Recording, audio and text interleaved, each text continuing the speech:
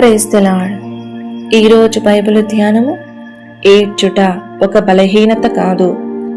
దావీదును అతని జనులను ఇక ఏడ్చుటకు శక్తి లేకపోవునంత బిగ్గరగా ఏడ్చిరి. సమూయేలు మొదటి గ్రంథము 30వ అధ్యాయము 3-4 వచనములు. దావీదును అతని జనులను సిక్లగునకు వచ్చినప్పుడు అమాలేకీయులు దానిపై దండెత్తి వచ్చి వారి యొక్క స్త్రీలను, పిల్లలను, పశువులను చెరగొని పోవుటయు, మోయగలిగినంత విలువైన సొమ్మంతయు ఎత్తుకుని పోవుటయు, పట్టణము అగ్నితో కాల్చబడి ఉండుటయు వారు చూచిరి. 3వ వచనము. ఈ భూమి మీద వారికున్న సమస్తమును కోల్పోయిరి. అట్టి పరిస్థితిలో వారు చేయగలిగినదంతా ఇక ఏడ్చుటకు శక్తి లేకపోవునంత బిగ్గరగా ఏడ్చుటయే. ఏడ్చుట మానవ బలహీనత అని కొందరు తలంచుదురు. ఈలోక ప్రజలు దానికి ఎటువంటి తాత్పర్యము ఇచ్చినను సరే, దేవుని సన్నిధిలో ఏడ్చుట మన యొక్క మిక్కిలి బలమైన ఆయుధములలో ఒకటై ఉన్నది. దావీదు దేవుని సన్నిధిలో ఏడ్చెను. అందు నిమిత్తము అతడు తన దేవుడైన యెహోవాను బట్టి ధైర్యము తెచ్చుకొనెను. 6వ వచనము.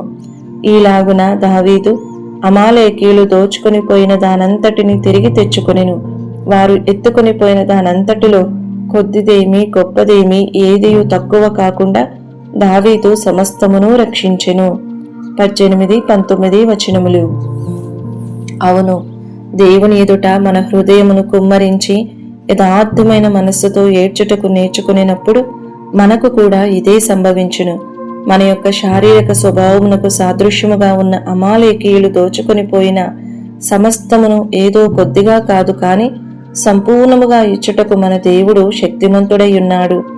దావీదు తాను పోగొట్టుకొనిన సమస్తమును తిరిగి ప్రాప్తించుకొనుట మాత్రమే కాక, యెహోవా శత్రువుల యుద్ధ దోచుకొనిన సొమ్ములో కొంత తన స్నేహితులకు బహుమతిగా పంపించగలవాడై ఉండుట.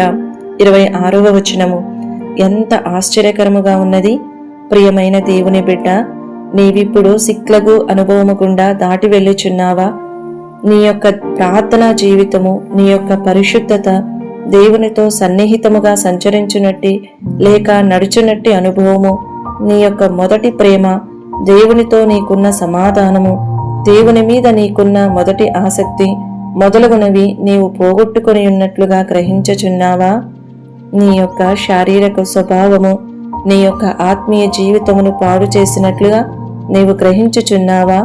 నిరాశపడవద్దు. నీ యొక్క హృదయమును దేవుని వైపు ఎత్తి పట్టుకుని నీ పూర్ణ బలముతో దేవుని సన్నిధిలో రోదనము చేయుటయే నీవు చేయగలిగిన ఏకైక కార్యము. అప్పుడు నీవు కోల్పోయిన వాటన్నిటినీ తిరిగి ప్రసాదించెదరను నిశ్చయతతో నీవు విశ్రమించగలవు. దానితో పాటు నీవు ఇతరులకు ఆశీర్వాదకరముగా ఉండి దేవుని యొక్క మేలును వారికి పంచి ఇచ్చుటకును, నీవు ఇంతకు ముందు అనుభవించని ఆశీర్వాదములను దోపుడు సొమ్ముగా నీకిచ్చుటకును దేవుడు శక్తిమంతుడై ఉన్నాడు. ఈ వీడియో యొక్క పూర్తి స్క్రిప్ట్ కావాలంటే దయచేసి డిస్క్రిప్షన్లో చూడండి.